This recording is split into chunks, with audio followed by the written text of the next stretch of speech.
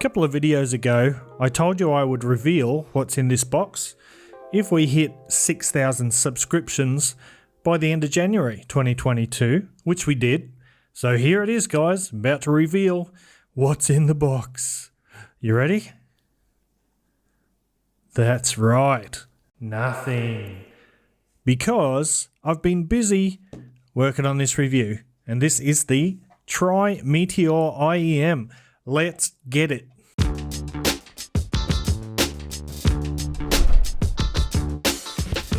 What's cracking, audio fans? It's David here from Prime Audio Reviews. So this is the Meteor. This is a $109-ish IEM. It's a hybrid dual driver IEM. It's got one 10mm beryllium plated dynamic driver and one Knowles balanced armature driver. I won't show you what's inside, but you do get a pretty nice selection of ear tips.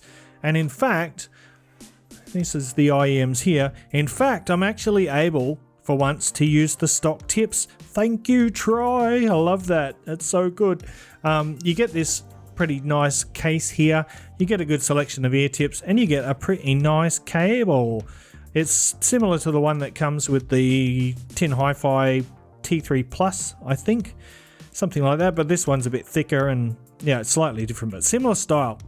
All right, so let's have a closer look at this now, and you can see you got this resin shells, pseudo custom style, and on the face plates you got this swirly silvery material and the Tri logo there. It looks a bit like a galaxy in the night sky, which is quite fitting considering this is the Meteor. It's a one-piece shell, so it's probably 3D printed. We've got a dual bore nozzle there, which is a bit unusual at this $100 price range.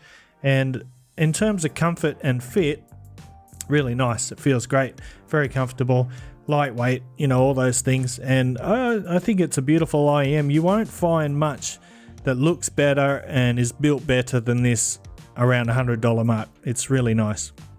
In terms of the sound, the Meteor here has got a nice balanced sound signature. Actually, it's pretty close to the Harman frequency response.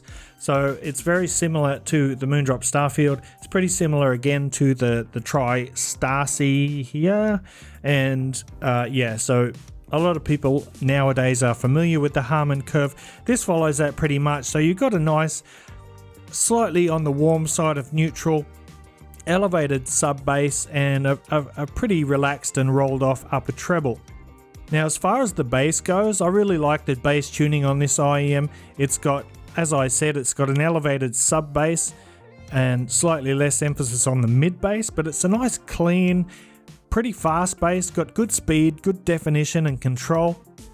But when needed, it can produce a really nice rumble in your ears. It does get a bit physical and it feels authoritative. It feels pretty powerful, but in no way does it overshadow the mid-range or the treble or the vocals or anything like that. So it's a well-behaved bass, but it's a good, powerful one, and I like that a lot.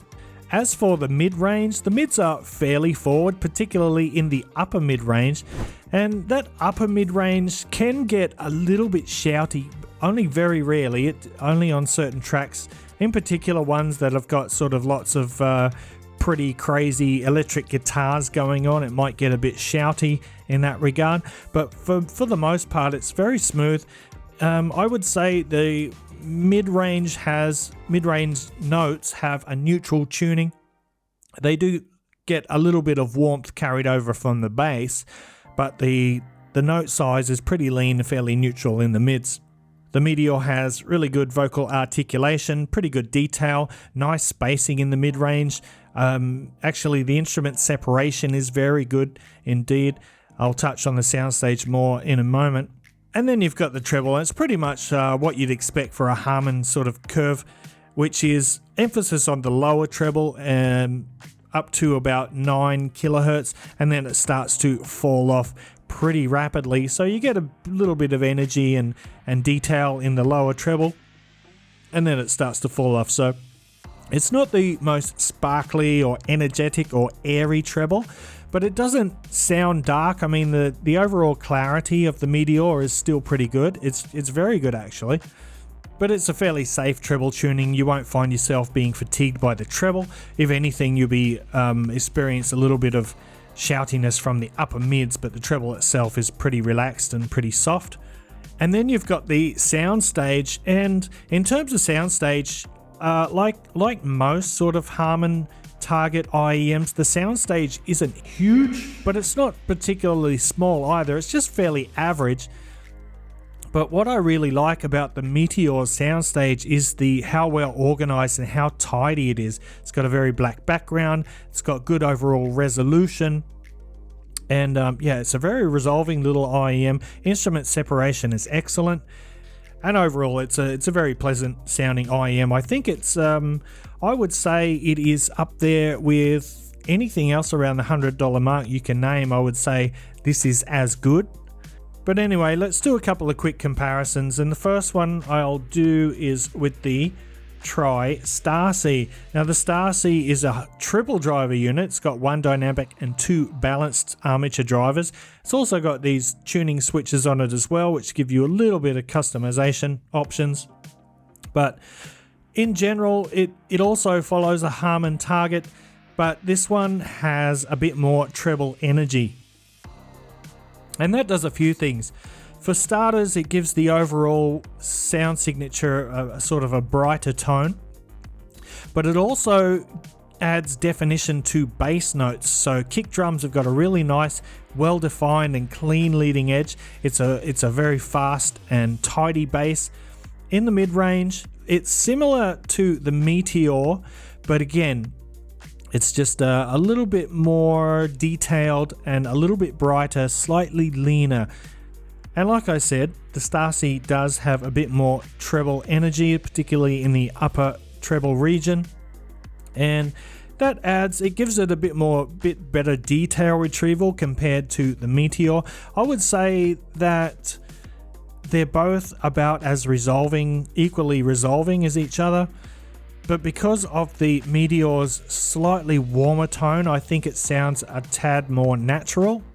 However, some people will prefer the Star-C, especially if you like a little bit more forward treble, a little bit more liveliness in the high frequencies, which is probably my only criticism of the Meteor. I would just like to see less of a dip in that sort of 9 to 15 kilohertz area. I would like to see that lifted a little bit just to add some air and a bit of sparkle. Right, let's move on to the Moondrop Starfield now. And again, the Starfield follows the Harman Target. There are a few key differences. First of all, the sub bass isn't as exaggerated as it is on the Meteor.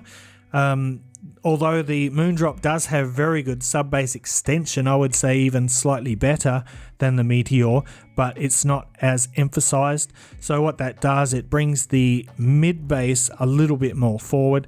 Not only that, but the Starfield has slightly thicker bass notes, a little bit slower in the bass, and slightly warmer as well. And that carries over into the mid-range, and the mid-range in comparison to the Meteor has slightly rounder, thicker notes. So that has the effect of making the Starfield's mid-range a little bit smoother and a touch warmer. And then as far as the treble goes, both similar again. However, the Starfield has a little bit less in that sibilance area, so it's slightly smoother in the upper mid-range and the lower treble, and it falls off similarly to the Meteor, but not as drastically. It sort of comes up again earlier than the Meteor does, and that gives it its nice airiness. Very smooth, airy treble. I would say in terms of detail retrieval, the Meteor comes out slightly ahead, and it does in overall resolution as well, although there's not a lot in it. Both pretty natural sounding. The Starfield is just a little bit warmer and smoother. So guys, that is the Tri-Meteor.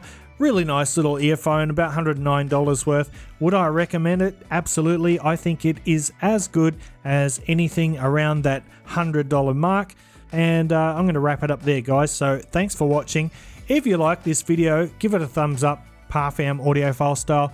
And if you're new to the channel and you want to see more reviews like this, make sure you hit that subscribe button. And until next time, see you later.